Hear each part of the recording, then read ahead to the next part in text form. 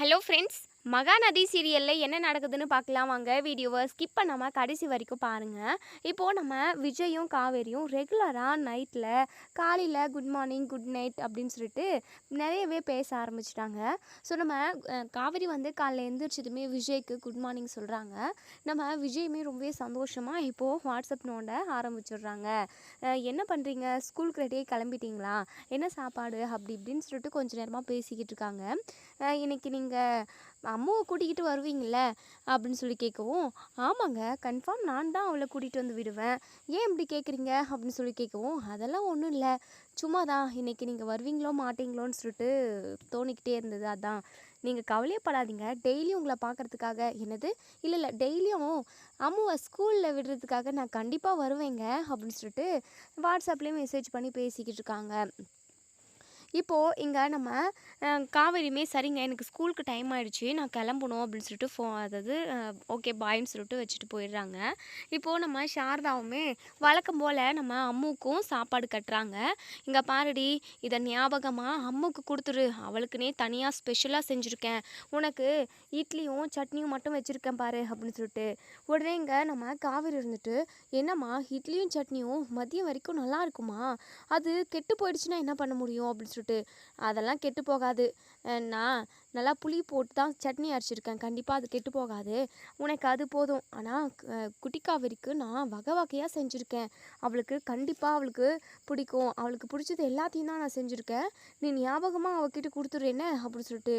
அம்மா இதெல்லாம் ஓவராக இருக்குமா, நேற்று வரைக்கும் இந்த காவேரி தான் எல்லாருக்குமே கிங்காக இருந்தா, எல்லாருக்குமே என்னை பிடிக்கும், நீ மட்டும் இல்லாமல் அதாவது நீயும் தான் எனக்கு வகை வகையாக செஞ்சு கொடுப்ப, இன்னைக்கு என்னடானா அந்த அம்முவை பாத்தத்துலேருந்து என்னை கவனிக்கிறதே விட்டுட்டல அப்படின்னு சொல்லிட்டு. அது ஒன்றும் இல்லடி காவேரி, அது வந்து என்னமோ தெரியலடி, அம்முவை பார்க்குறப்பெல்லாம் மனசுக்கு அவ்வளோ சந்தோஷமாக இருக்குடி, என்னமோ அவள் என்னுடைய உண்மையான பேத்தி மாதிரியே தோணுதுடி. என்ன உண்மையான பேத்தியா, அது எப்படிமா உனக்கு பேத்தி ஆக முடியும் அப்படின்னு சொல்லிட்டு இங்கே நம்ம காவேரி கேட்குறாங்க. அது எல்லாம் அப்படிதான்டி, நீ போ ஸ்கூலுக்கு டைமுக்கு போ அப்படின்னு சொல்லிட்டு அனுப்பி விட்டுடுறாங்க. இப்போது வழக்கம் போல் நம்ம விஜயுமே குட்டி காவேரி கூட்டிக்கிட்டு வராங்க. நம்ம காவேரியுமே இங்கே விஜயை பார்த்துக்கிட்டே இருக்காங்க. நம்ம விஜய்க்கு நல்லாவே தெரியுது காவேரி மனசில் நம்ம இடம் பிடிச்சிட்டோம், ஆனால் வெளிப்படையாக அவன் நம்மக்கிட்ட எதுவுமே பேச மாட்டேங்கிறா, எப்படியோ நானும் அவளும் ஒன்று சேரணும், அது மட்டும் இல்லாமல் அம்முக்கு ஒரு அம்மாவாக அவள் எப்போவுமே இருக்கணும், தன்னோட அம்மா உயிரோடு தான் இருக்காங்க, தன்னோட அம்மா இவங்க தான் சொல்லிட்டு அவள் சீக்கிரமாகவே தெரிஞ்சுக்கணும், அவள் சந்தோஷமாக இருக்கணும், அவளோட எதிர்காலம் எல்லாமே நல்லா இருக்கணுன்ற மாதிரி நம்ம விஜய்க்கு கனவு நிறைய போயிடுது. ஸோ எங்கள் காவேரி இருந்துட்டு, என்னங்க இது சார், எத்தனை டைம் உங்ககிட்ட நான் பேசிக்கிட்டே இருக்கேன், ஆனால் நீங்கள் எதுவுமே பதில் பேசாமல் பயங்கர ஆழ்ந்த யோசனைக்கு போயிட்டீங்க போல் அப்படின்னு சொல்லிட்டு காவேரி கேட்குறாங்க.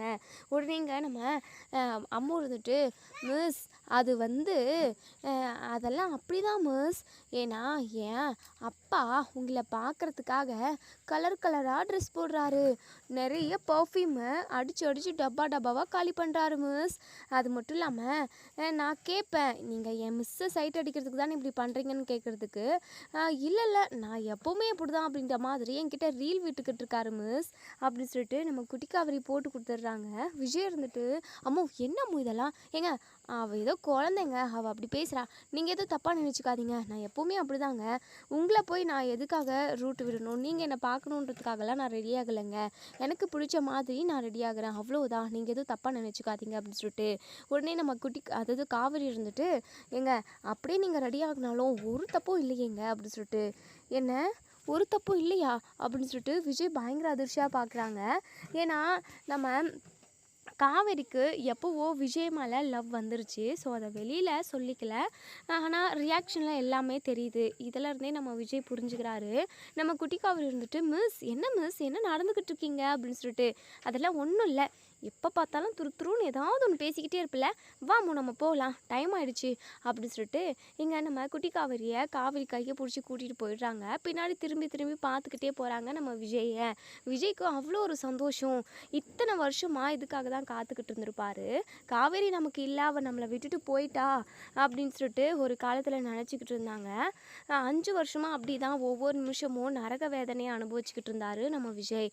ஸோ இந்த நிமிஷம் ரொம்பவே சந்தோஷப்படுறாரு. காவேரி கண்டிப்பாக நீ என்னை சேரணும், சீக்கிரமாக வந்து அடைவேன், எனக்கு நல்லாவே தெரியும் அப்படின்னு சொல்லிட்டு விஜய் தனக்கு தானே பேசிக்கிட்டு இப்போது வீட்டுக்கு போயிடுறாங்க. வீட்டுக்கு போயுமே நம்ம விஜய்க்கு அவ்வளோ ஒரு சந்தோஷம். காவேரி திரும்ப திரும்ப பார்த்தது, அது மட்டும் இல்லாமல் அதாவது அவங்க சொன்ன விஷயம், அவங்க பேசுனது எல்லாத்தையுமே ரீகால் பண்ணிக்கிட்டு பயங்கர ஹாப்பியாக தனியாக உட்காந்து சிரிச்சுக்கிட்டு இருக்காங்க. அப்போ தான் நம்ம செல்வி அம்மா வராங்க. அதாவது அந்த வீட்டில் சமைக்கிற அம்மா. அவங்க இருந்துட்டு, என்ன தம்பி நானும் வந்ததுலேருந்து பார்த்துக்கிட்டு இருக்கேன், நீங்கள் பாட்டுக்கு விட்டதை பார்த்து பார்த்து சிரிச்சுக்கிட்டு இருக்கீங்க, என்னாச்சு தம்பி உங்களுக்கு அப்படின்னு சொல்லிட்டு கேட்குறாங்க. நம்ம விஜய் இருந்துட்டு, அதுவா அக்கா, அதெல்லாம் ஒன்றும் இல்லைக்கா, நீங்கள் சமைச்சிட்டிங்களா தம்பி? காலையில் சமைச்சி நான் பாப்பாக்குமே போட்டு கொடுத்தேன், அது மட்டும் இல்லாமல் பாப்பாவுக்கு ஊட்டியும் விட்டேன், நீங்கள் தான் அப்புறமா வந்து சாப்பிட்டுக்கிறீங்கன்னு சொன்னீங்க. என்ன தம்பி திரும்பவும் சமைக்க சொல்கிறீங்களா? சொல்லுங்கள் தம்பி, உங்களுக்கு வேறு ஏதாவது வேணும்னா நான் சமைச்சு கொடுக்குறேன் அப்படின்னு சொல்லிட்டு. ஐயோ அதெல்லாம் ஒன்றும் இல்லைக்கா, அதெல்லாம் ஒன்றும் வேண்டாம், நீங்கள் சமைச்சு வச்சுதான் நான் சாப்பிட்டுக்கிறேன். ஆமாம் தம்பி, அப்படி என்ன என் தம்பி யோசனை, ஏன் தம்பி தனியாக உட்காந்து சிரிச்சுக்கிட்டு இருக்கீங்க அப்படின்னு சொல்லிட்டு. அதெல்லாம் ஒன்றும் இல்லைக்கா, சும்மா தான் சாப்பிடல, அதான் ஒரு மாதிரி தலை வலிக்குது, அதான் இப்படியெல்லாம் எனக்கு பண்ணணும்னு தோணியிருக்கோ என்னவோ, அதை பார்த்து நீங்களும் பயந்துடாதீங்க, அதெல்லாம் ஒன்றும் இல்லை, நீங்கள் சாப்பாடு எடுத்து வைங்க, நான் வந்து சாப்பிட்றேன் அப்படின்னு சொல்லிட்டு விஜயை சொல்கிறாங்க. இப்போது சாப்பிட்டு முடிச்சுட்டு நேராக சாரதா வீட்டுக்கு தான் போகிறாங்க. சாரதா கிட்டே போயிட்டு அவ்வளோ சந்தோஷமாக நடந்த விஷயத்தை எல்லாத்தையுமே சொல்லி அவ்வளோ சந்தோஷப்படுறாரு. தம்பி இதுக்காக தான் நான் இவ்வளோ நாளாக வெயிட் பண்ணிக்கிட்டு இருக்கேன் தம்பி, சீக்கிரமாகவே காவேரி உங்கள் மனசை புரிஞ்சுக்கிட்டு உங்கள் கூட ஒன்று சேர்ந்து வாழணும் தம்பி, அவளுக்கு பழைய எல்லாமே ஞாபகம் வருதோ வரலையோ, ஆனால் கண்டிப்பாக நீங்கள் 2 பேரும் ஏதோ ஒரு வகையில் ஒன்று சேர்ந்துடணும் தம்பி. அது மட்டும் இல்லாமல் எனக்கு அம்முவை பார்த்தா ரொம்ப பரிதாபமாக இருக்குது தம்பி, தாய் இல்லாமல் அம்மு எவ்வளோ கஷ்டப்படுறா, தன்னோட அம்மாவை பார்க்கணுன்னு சொல்லிட்டு அவளுக்கு எவ்வளோ ஆசை இருக்குது, அதெல்லாம் நான் பார்த்து தெரிஞ்சுக்கினேன் தம்பி. என்னுடைய ஆசை என்னென்னா காவேரி சீக்கிரமாக அவளோட குழந்தை கூட ஒன்று சேரணும், உங்கள் கூடயும் ஒன்று சேர்ந்து சந்தோஷமாக வாழணும், அதை பார்க்கணுன்னு சொல்லிட்டு எனக்கு இப்போவே மனசெல்லாம் கடந்து தவிச்சு அடிச்சுக்குது தம்பி அப்படின்னு சொல்லிட்டு சாரதா வந்து அவங்க மனசில் உள்ளதெல்லாமே சொல்கிறாங்க. அத்தை நீங்கள் கவலையே படாதீங்க அத்தை, கண்டிப்பாக நானும் காவேரியும் ஒன்று சேர்ந்துருவோம், எங்கே போயிட போகிறா காவேரி, அவள் என்னுடைய காவேரி அத்தை. என்ன ஒன்றுனா அம்முக்கு தான் எதுவுமே தெரியாது, தன்னோட அம்மாவை பார்க்கணுன்னு சொல்லிட்டு அவளுக்கு அவ்வளோ ஆசை, அது ஒன்று தான் அத்தை, எனக்குமே ரொம்ப கஷ்டமாக இருக்குது. சரிங்க அத்தை, எல்லாமே சீக்கிரமாகவே சரியாயிடும் நான் நினைக்கிறேன், கண்டிப்பாக சரியாயிடும் அத்தை, நீங்கள் கவலையே படாதீங்க அப்படின்னு சொல்லிட்டு ஒரு ஃபோன் வருது விஜய்க்கு. ஸோ அவங்களுக்கு வேலை இருக்குது போல். சரிங்க அத்தை எனக்கு நிறைய வேலை இருக்குது, நான் கிளம்புறேன் அப்படின்னு சொல்லிட்டு. இருங்க தம்பி ஒரு வாய் சாப்பிட்டு போவீங்க அப்படின்னு சொல்லிட்டு. இல்லைத்த எனக்கு டைம் ஆகிடுச்சு, நான் இன்னொரு நாள் வந்தேன்னா சாப்பிட்றேன் அத்தை அப்படின்னு சொல்லிட்டு. இங்கே நம்ம விஜய் வந்து இப்போது ஒரு வேலையை முடிக்கிறதுக்காக போய்கிட்டு இருக்காங்க காரில். எதாச்சியாக தான் அங்கே வெண்ணிலாவை பார்க்குறாங்க. வெண்ணிலாவை பார்த்துட்டு சடான் நம்ம விஜய் காரை ஸ்டாப் பண்ணுறாங்க. அதுக்கப்புறம் இறங்கி வந்து வெண்ணிலா நீ எப்படி வெண்ணிலா இங்கே அப்படின்னு சொல்லிட்டு பயங்கர அதிர்ச்சியாக கேட்குறாங்க. நம்ம வெண்ணிலாவுமே விஜய் நல்லா இருக்கீங்களா விஜய் அப்படின்னு சொல்லிட்டு. நான் நல்லா இருக்கேன், நீ எப்படி இருக்க, ஆமாம் உனக்கு மேரேஜ் ஆகிடுச்சா? இல்லை விஜய், நான் எப்படி கல்யாணம் பண்ணிக்க முடியும், நான் உன்னை உயிருக்கு உயிராக லவ் பண்ணேன், அதுக்கப்புறம் என்னென்ன நடந்துச்சுன்னு உனக்கே தெரியும்ல, அதுக்கப்புறம் உன் நினப்பிலே நான் வாழ்ந்துக்கிட்டு இருக்கேன் விஜய், அதுக்காக நான் உன்னை பிரச்சனை பண்ண வந்திருக்கேன், உன் வாழ்க்கையில் ஏதாவது பிரச்சனையை கொடுத்துருவேன்னு மட்டும் நீ நினச்சிடாத, உன்னுடைய சந்தோஷம் தான் என்னுடைய சந்தோஷம், நீ எங்கே இருந்தாலும் நல்லா இருக்கணும்னு மட்டும்தான் நான் வேண்டிப்பேன் விஜய், இப்போ கூட நான் உன்னை தேடியெல்லாம் இங்கே வரல, ஒரு வேலை விஷயமாக தான் வந்திருக்கேன் அப்படின்னு சொல்லிட்டு சொல்கிறாங்க. இதை கேட்ட விஜய்க்குமே ரொம்ப சந்தோஷமாக இருக்குது. வெண்ணிலா ஒரே ஒரு கஷ்டம் தான் எனக்கு, நீ ஒரு கல்யாணம் பண்ணிக்கிட்டு சந்தோஷமாக வாழலாம் இல்லை அப்படின்னு சொல்லுவோம்.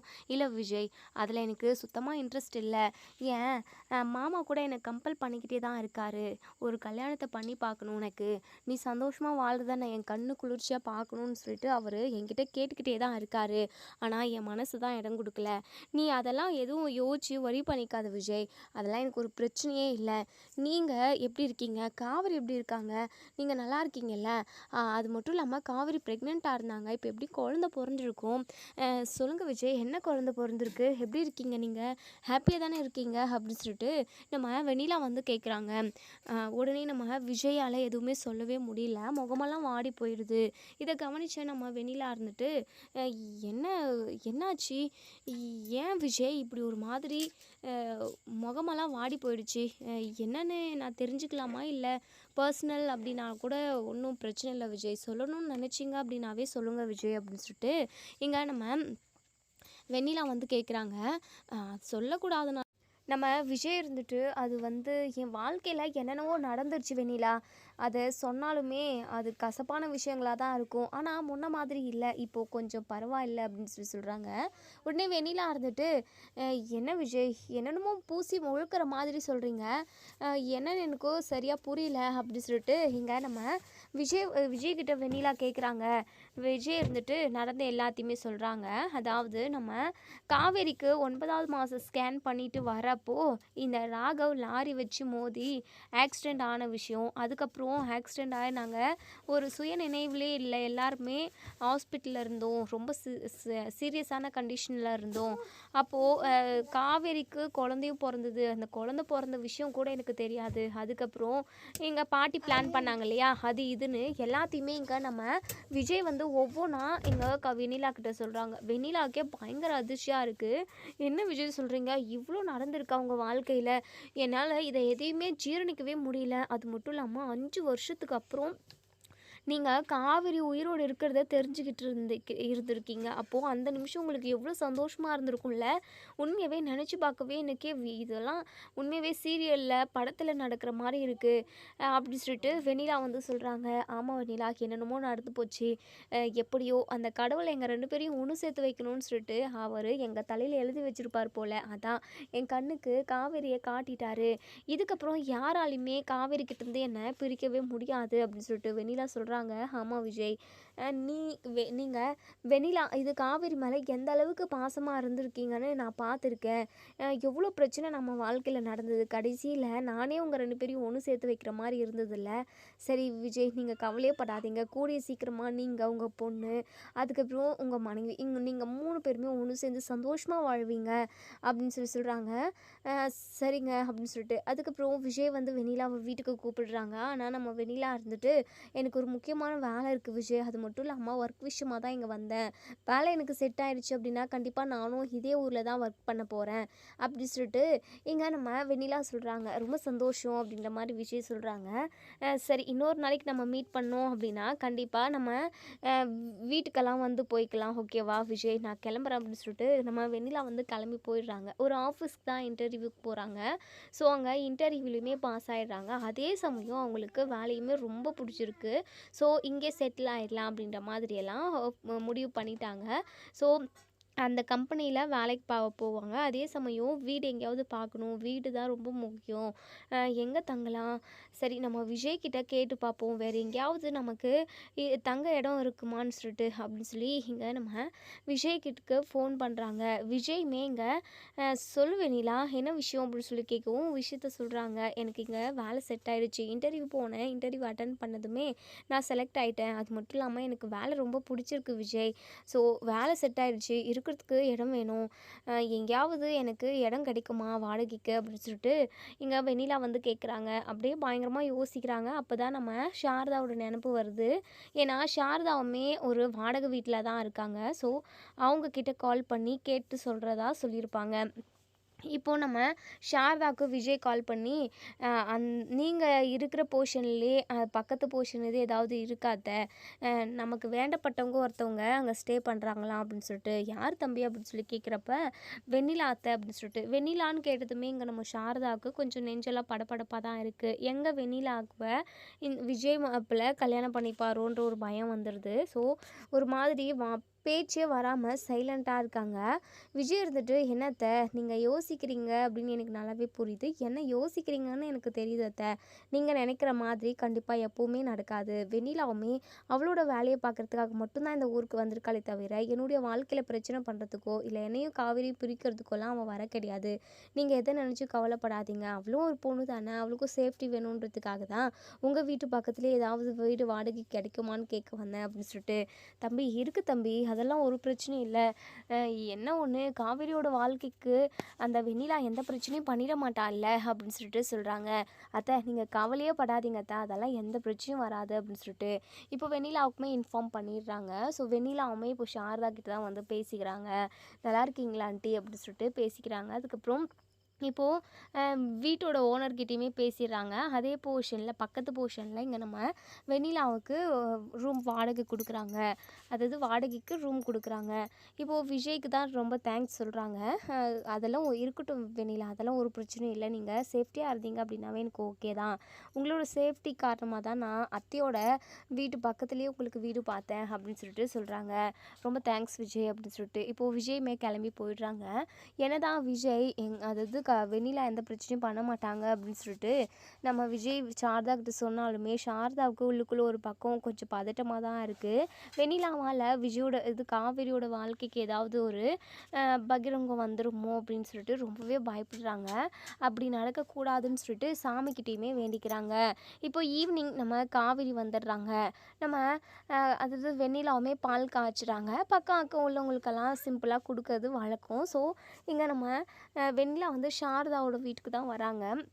எங்கள் வெண்ணிலாவை பார்த்ததுமே நம்ம சாரதா இருந்துட்டு எதுக்காக இவ அடிக்கடிக்கு இங்கே வருவா அப்படின்னு சொல்லிட்டு மனசுக்குள்ளேயே நினைக்கிறாங்க. ஆண்டி இந்தாங்க ஆண்டி, ஏங்க பிடிங்க, உங்கள் பேர் காவேரி தானே அப்படின்னு சொல்லிட்டு. என் பேர் எப்படிங்க உங்களுக்கு தெரியும், நீங்கள் யாருங்க அப்படின்ற மாதிரி நம்ம காவேரி கேட்குறாங்க. ஓ, நான் யாருன்னு உங்களுக்கு தெரியாதுல்ல, உங்கள் வீட்டு பக்கத்தில் தான் நானும் குடி வந்திருக்கேன். இனிமேல் நீங்கள் நான்லாம் பெஸ்ட்டு ஃப்ரெண்டுங்க.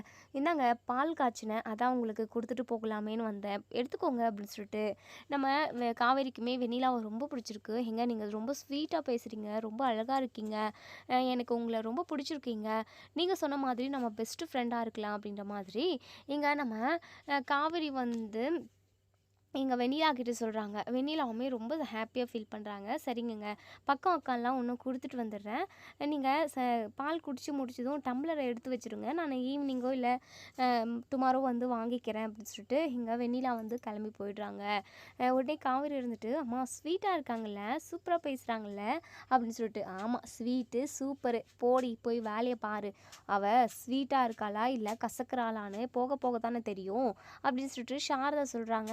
என்னம்மா என்னாச்சு உனக்கு, ஏன் இவ்வளோ கடுப்பாக பேசுகிற, அதெல்லாம் உனக்கு புரியாது, போயிட்டு ட்ரெஸ் சேஞ்ச் பண்ணிக்கிட்டு ஃப்ரெஷ்அப் ஆகிட்டு வா, சாப்பிடுவேன், சாப்பாடு கொண்டு வைக்கிறேன் அப்படின்னு சொல்லிட்டு. அம்மா ஏம்மா இவ்வளோ முறப்பாக பேசிக்கிட்டு இருக்க, அதெல்லாம் ஒன்றும் இல்லடி, உனக்கு சொன்னாலும் இப்போதைக்கு புரியாது, எதுக்காக என்னை தொந்தரவு பண்ணுறே தெரியல, உன் வாழ்க்கையை நினச்சாதானே எனக்கு ரொம்ப ரொம்ப கவலையாகவும் வருத்தமாகவும் இருக்குது அப்படின்னு சொல்லிட்டு. அம்மா சம்மந்தம் இல்லாமல் பேசிக்கிட்டு இருக்க, எனக்கு ஒன்றுமே புரியலம்மா, ஏய் புரியாமல் இருக்கிறதே நல்லது தாண்டி, போடி உன் வேலை என்னமோ பாரு அப்படின்னு சொல்லிட்டு சாரதா கிச்சனுக்கு போயிடுறாங்க. எங்கள் காவிரிக்கு ஒன்றுமே புரியல, மண்டே கீறிக்கிட்டு போய் ஃப்ரெஷ்அப் ஆகிட்டு வரலான்னு சொல்லிட்டு போகிறாங்க. கொஞ்ச நேரம் கழித்து இங்கே நம்ம சாரதா சாப்பாடு கொண்டு வைக்கிறாங்க. ஏய் சாப்பிட்றீ அப்படின்னு சொல்லிட்டு. ஏம்மா வந்ததுலேருந்து முகத்தை தூக்கி வச்சுக்கிட்டே பேசுகிற, சிரிச்சு முகமாக பேசினா மட்டும்தானே நல்லாயிருக்கும், இப்படி வெறுப்பாக பேசாதம்மா அப்படின்னு சொல்லிட்டு காவேரி சொல்கிறாங்க. இங்கே பாரு காவேரி, எல்லா நேரமும் ஒரே மாதிரி இருக்க முடியுமா, சும்மா தேவையில்லாமல் டென்ஷன் பண்ணாத, வீட்டில் எனக்கு எம்பிட்டு வேலை இருக்குது, சமைக்கிறது துவைக்கிறது கூட்டுறதுன்னு எல்லா வேலையும் ஒருத்தி தானே பார்த்துக்கிட்டு இருக்கேன், நீ எங்கிட்ட எனக்கு வேலை செஞ்சு கொடுக்குற, நீ பாட்டுக்கு ஸ்கூலுக்கு கிளம்பி போயிடுற. அம்மா என்னம்மா இப்படியெல்லாம் பேசுகிற, நான் செஞ்சு கொடுக்குறேன்னு சொன்னாலுமே நீ எதுவும் செய்ய வேண்டாம், இன்றைக்கெல்லாம் பிள்ளைங்க கிட்ட காட்டு கத்திட்டு வர, நீ ரெஸ்ட்டுன்னு மட்டும் சொல்கிற, நான் ஏதாச்சும் வேலை செய்ய வந்தாலும் வேணான்னு சொல்லிடுற, நீயே எல்லாமே பண்ணிவிட்டு ஏம்மா இப்படி அபாண்டமாக என் மேலே பழி போட்டுக்கிட்டு இருக்க. ஏன் காவேரி, எதுவும் பேசாமல் உன்னால் சாப்பிடவே முடியாதா, அமைதியாக சாப்பிட்றி. நம்ம காவேரி மனசுக்குள்ளேயே நினைக்கிறாங்க, என்ன இது என்றைக்கும் இல்லாமல் அம்மா இன்னைக்கு இவ்வளோ கோபமாக இருக்காங்க அப்படின்னு சொல்லிட்டு எங்கள் காவேரி யோசிச்சுக்கிட்டே சாப்பிட்றாங்க. கரெக்டாக ஒரு நைட்டு 9 ஆகுது. அப்போது கரெக்டாக நம்ம விஜயுமே நம்ம காவேரிக்கு மெசேஜ் பண்ணுறாங்க. காவேரியுமே ஆழ்ந்த ஒரு சந்தோஷத்துக்கு போயிடுறாங்க. ஸோ அதாவது ரெகுலராக இவங்க நைட்டில் பேசிக்க ஆரம்பிச்சிடுறாங்க. ஒருத்தர் மாற்றி அது இதுன்னு சொல்லிட்டு பேசிக்கிட்டு இருக்காங்க. மறுநாள் காலையில் அப்படியே விடியுது. காலையில் எழுந்திரிச்சதுமே இங்கே நம்ம காவேரி ஸ்கூலுக்கு கிளம்பிக்கிட்டு இருக்காங்க. கரெக்டாக நடந்து போய்கிட்டு இருக்காங்க. நம்ம வெண்ணிலாவுமே காய் வாங்கிறதுக்காக மார்க்கெட் போகலான்னு சொல்லிட்டு போய்கிட்டு இருக்காங்க. யதார்த்தமாக காவேரியை மீட் பண்ணவும், காவேரி நீங்கள் எங்கள் பக்கத்து வீட்டில் குடியிருக்கிறவங்க தானே அப்படின்னு சொல்லிட்டு. ஆமாம் நேற்று கூட நீங்கள் பால் கொடுத்தீங்களே அப்படின்னு சொல்லிட்டு.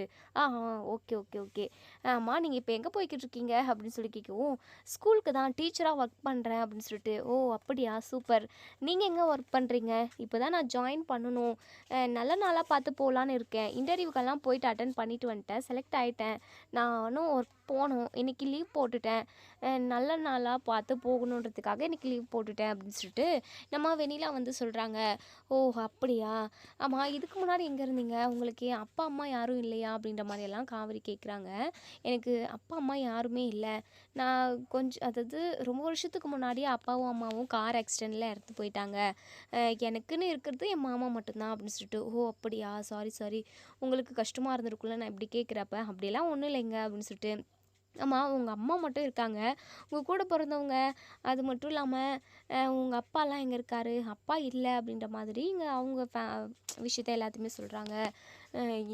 அதுக்கப்புறம் நம்ம வெண்ணிலா மனசுக்குள்ளேயே நினைக்கிறாங்க, ஏன் நம்ம விஜயும் காவேரியும் ஒன்று சேர்த்து வைக்கக்கூடாது, விஜய் காவேரி மேலே எந்த அளவுக்கு பாசமாக இருக்காரு, இவங்கள ஏன் நம்ம பிரிச்சே வச்சுருக்கணும், இவங்க பிரிஞ்சு இருக்கிறதெல்லாம் ஓகே தான், நம்ம ஏன் இவங்க ரெண்டு பேரையும் ஒன்று சேர்த்து வைக்கக்கூடாது அப்படின்னு சொல்லிட்டு நினைக்கிறாங்க. ஸோ நம்ம வெண்ணிலா, ஏங்க உங்களுக்கு நான் ஒரு விஷயத்த சொல்லணும்னு நினைக்கிறேன், அதை நீங்கள் எந்த அளவுக்கு டீப்பாக புரிஞ்சுப்பீங்க அப்படின்னு எனக்கு தெரியல, ஸோ ஒரு நல்ல நோக்கத்தில் தான் நான் இப்படி செய்யணும்னு நினைக்கிறேன், நீங்கள் புரிஞ்சுக்குவீங்கன்னு நினைக்கிறேன். என்னங்க என்னென்னமோ பேசிக்கிட்டு இருக்கீங்க. இல்லைங்க, உங்களுக்கு ஒரு விஷயத்த சொல்லணும், என்கிட்ட சில ஃபோட்டோஸ்லாம் இருக்குது பார்க்குறீங்களா அப்படின்னு சொல்லிட்டு நம்ம விஜயும் காவேரியும் க்ளோஸாக நின்று எடுத்துக்கிட்ட ஃபோட்டோ, உங்களுக்கு மேரேஜ் ஆன ஃபோட்டோன்னு ஒரு சில ஃபோட்டோலாம் இருக்குது. ஸோ அதை எல்லாத்தையுமே காட்டுறாங்க. அதை பார்த்துட்டு இங்கே நம்ம காவேரி பயங்கரமாக அதிர்ச்சியாகிறாங்க. காவேரிக்கு என்னெல்லாம் இன்சிடெண்ட் நடந்தது அப்படின்றத எல்லாத்தையுமே நம்ம வெண்ணிலா வந்து தெரிஞ்சிருப்பாங்க. ஏன்னா விஜய் வந்து எல்லா விஷயத்தையுமே வெண்ணிலா கிட்ட சொல்லியிருப்பாங்க. ஸோ இங்கே நம்ம காவேரிக்கு எப்போ வேணாலும் பழைய ஞாபகங்கள் வரலாம் அப்படின்ற மாதிரி டாக்டர் சொல்லியிருப்பாங்க. எப்படியாவது இவங்களுக்கு ஞாபகம் வர வைக்கணும், அப்படி இல்லைனாலுமே இவங்க ரெண்டு பேரையும் ஒன்று சேர்த்தணும் அப்படின்ற மாதிரியெல்லாம் இங்கே வெண்ணிலா யோசிச்சு தான் இப்போ அந்த ஃபோட்டோஸ் எல்லாமே காட்டுறாங்க. அதை பார்த்துமே இங்கே காவேரி பயங்கரமாக ஷாக் ஆகுறாங்க. என்னங்க இது, இந்த ஃபோட்டோவில் இருக்கிறது நான், எனக்கு கல்யாணமே ஆகலையே, ஆனால் கல்யாணம் ஆகிருக்கிற மாதிரி இருக்குது, அதுவும் பக்கத்தில் இருக்கிறது என் ஸ்டூடெண்ட்டோட அப்பா விஜய் அப்படின்னு சொல்லிட்டு. ஆமாங்கங்க, உங்களுக்கு எப்போவோ கல்யாணம் நடந்துருச்சு, ரீசெண்டாக உங்களுக்கு ஆக்சிடெண்ட் ஆனதாக சொல்லியிருந்தாங்க இல்லையா, அந்த ஆக்சிடெண்ட்டில் நீங்கள் கல்யாணம் பண்ணிக்கிட்டது, குழந்தை பெற்றுக்கிறதுன்னு எல்லாத்தையுமே மறந்துட்டீங்க, இந்த அளவுக்கு நீங்கள் மறந்துருக்கீங்க. ஸோ இந்த விஷயத்த எல்லாத்தையுமே நாங்கள் யாருமே சொல்லி உங்களுக்கு ஞாபகப்படுத்தக்கூடாதுன்ற மாதிரி டாக்டர் சொல்லியிருந்தாங்க. ஏன்னா டீப்பாக யோசிக்க ஆரம்பிச்சிங்க அப்படின்னா உங்களுக்கு ஏதாவது ஆகிடும், ரிஸ்க் ஆகிடும் அப்படின்ற மாதிரிலாம் சொல்லியிருக்காங்க. ஸோ இந்த விஷயத்த உங்கள் வீட்டில் உள்ள யாருமே சொல்லியிருக்க மாட்டாங்க. அதான் உங்கள் ரெண்டு பேரையும் நான் ஒன்று சேர்த்து வைக்கணும்னு சொல்லிட்டு இப்படி நான் நினைக்கிறேன். அது மட்டும் இல்லாமல் அம்முன்னு சொல்லி ஒருத்தவங்க இருக்காங்கல்ல, அவங்க வந்து உங்களுக்கு பிறந்த குழந்தை தாங்க, நீங்களும் விஜயும் ஹஸ்பண்ட் அண்ட் ஒய்ஃப் அப்படின்னு சொல்லிட்டு ஒட்டுமொத்த கதையுமே இங்கே நம்ம வெண்ணிலா வந்து சொல்லிடுறாங்க. நம்ம காவேரி பயங்கர அதிர்ச்சியாக பார்த்துக்கிட்டு இருக்காங்க. நீங்கள் சொல்கிற எதையுமே என்னால் ஜீர்ணிக்க முடியல, ஆனால் விஜய்யும் மற்ற எல்லாத்தையுமே பார்த்தா நான் போன ஜென்மத்தில் பார்த்த மாதிரி ஒரு ஞாபகம் வந்துக்கிட்டே இருக்கும். அப்போது விஜய் தான் என்னுடைய ஹஸ்பண்டா, அம்மு தான் எனக்கு பிறந்த குழந்தையா அப்படின்னு சொல்லிட்டு இங்கே நம்ம காவேரி வந்து பயங்கர அதிர்ச்சியாக கேட்குறாங்க. அதே சமயம் டீப்பாக யோசிக்க ஆரம்பிக்கிறாங்க. ஆனால் அதுக்கு தான் நம்ம வெண்ணிலா வந்து விடவே விடுறதில்ல. இங்கே பாருங்கள் காவேரி, இதை பற்றி நீங்கள் டீப்பாக யோசிக்கவே யோசிக்காதீங்க. அது மட்டும் இல்லாமல் நீங்கள் உங்கள் ஹஸ்பண்ட் கூட ஒன்று சேர்ந்து வாழணுன்ற ஒரு நல்ல எண்ணத்தில் தான் உங்ககிட்ட நான் இந்த விஷயத்த சொன்னேன். இதனால் உங்களுக்கு கிரிட்டிக்கலாக எதுவும் நடந்துடக்கூடாது. விஜய் உங்களுக்கு பிடிச்சிருக்குல்ல, உண்மையாகவே குட்டி காவேரி வந்து உங்களுக்கு பிறந்த குழந்தை தான். விஜய் காவேரின்னு எதுக்காக அந்த குழந்தைக்கு பேர் வச்சிருக்காரு, உங்களோட ஞாபகம், உங்களோட அதாவது உங்கள் மேலே இருக்கிற பாசமும் அன்பும் தான் காரணமே. தயவு செஞ்சு இதை பற்றி யோசித்து நீங்கள் உங்கள் வாழ்க்கையை பாழாக்கிக்காதீங்க, ஓகேங்களா? அது மட்டும் இல்லாமல் உங்களுக்கு எப்போ ஞாபகம் வருதோ அதெல்லாம் வந்துட்டு போகட்டும். தயவு செஞ்சு விஜயோட மனசை புரிஞ்சுக்கிட்டு தயவு செஞ்சு விஜய் கூட ஒன்று சேர்ந்து வாழணும்னு நினைங்க. அது மட்டும் இல்லாமல் அந்த குழந்தை என்னங்க பாவம் பண்ணுச்சு, பிறந்ததுலேருந்தே அவங்க அம்மாவை பார்க்காம இருக்குது அப்படின்னு சொல்லிட்டு. அதே சமயம் காவேரி இருந்துட்டு அவங்க அம்மா இறந்து போனதா என்கிட்ட சொன்னாங்களே அப்படின்னு சொல்லவும், அதெல்லாம் எனக்கு தெரியாதுங்க, நான் பார்த்த வரைக்கும் இதுதாங்க உண்மை, நீங்களும் விஜயும் எந்த அளவுக்கு லவ் பண்ணீங்க அப்படின்றத நான் என் கண் கூட பார்த்தேங்க அப்படின்னு சொல்லிட்டு இங்கே நம்ம வெண்ணிலா வந்து சொல்கிறாங்க. நம்ம காவேரி பயங்கரமாக யோசிச்சுக்கிட்டே இருக்காங்க. இங்கே பாருங்கள், இப்போவே நீங்கள் 2 பேரும் ஒன்று சேர்ந்து சந்தோஷமாக வாழணும் அப்படின்னு சொல்லிட்டு நம்ம வெண்ணிலா வந்து விஜய்க்கு கால் பண்ணி இங்கே வர சொல்கிறாங்க. 2 பேரோட கையை பிடிச்சி ஒன்று சேர்த்து வைக்கிறாங்க. உடனே இங்கே நம்ம காவேரி இருந்துட்டு பயங்கர அதிர்ச்சிட்டு பார்க்குறாங்க. இதை விட அதிர்ச்சி நம்ம விஜய்க்கு. வெண்ணிலா என்ன நடக்குதுங்க அப்படின்னு சொல்லி கேட்கவும், விஜய் நீங்கள் கவலைப்படாதீங்க விஜய், உங்கள் ஒய்ஃப் காவேரி எப்போவுமே உங்கள் கூட தான் இருப்பாங்க அப்படின்னு சொல்லிட்டு. ஏங்க இதெல்லாம் நான் எப்படிங்க நம்ப முடியும், அதான் ஃபோட்டோ பார்த்தீங்களே, அதெல்லாம் என்னால் நம்ப முடியாதுங்க அப்படின்னு சொல்லிட்டு. அதுக்கப்புறம் நம்ம வெண்ணிலா இருந்துட்டு விஜய் கிட்ட, ஏங்க உங்ககிட்ட உங்களுக்கு 2 பேருக்கும் மேரேஜ் ஆனது உங்கள் ஃபேமிலி ஃபோட்டோன்னு நிறைய இருக்கும் இல்லைங்க, அதை காட்டுங்களேன் அப்படின்னு சொல்லிட்டு. இப்போது நம்ம விஜய் இருந்துட்டு, வெண்ணிலா எதுக்காக இவ்வளோ ரிஸ்க்கான வேலையை எடுத்தீங்க, இது மூலமாக காவிரிக்கு ஏதாவது ஆயிடுச்சு அப்படின்னா நான் என்ன பண்ணுவேன் சொல்லுங்கள் அப்படின்னு சொல்லிட்டு. ஏங்க எதுவும் நடக்காதுங்க, உங்களோட மெமரிஸ், பழைய மெமரிஸ் எல்லாத்தையுமே எடுத்து காட்டுங்க, அந்த ஃபோட்டோஸ் எல்லாம் எப்போ எடுத்ததுன்ற வரைக்கும் டேட்டெல்லாம் இருக்கும்ல, அதை காட்டுங்க எங்களுக்கு அப்படின்னு சொல்லிட்டு. இப்போது எல்லாத்தையுமே இங்கே நம்ம காவேரி ஒன்று விடாமல் பார்க்குறாங்க. பயங்கர அதிர்ச்சியாக நிற்கிறாங்க. இனி என்ன நடக்கும் அப்படின்றத நம்ம வெயிட் பண்ணி பார்ப்போம் ஃப்ரெண்ட்ஸ். தேங்க்யூ.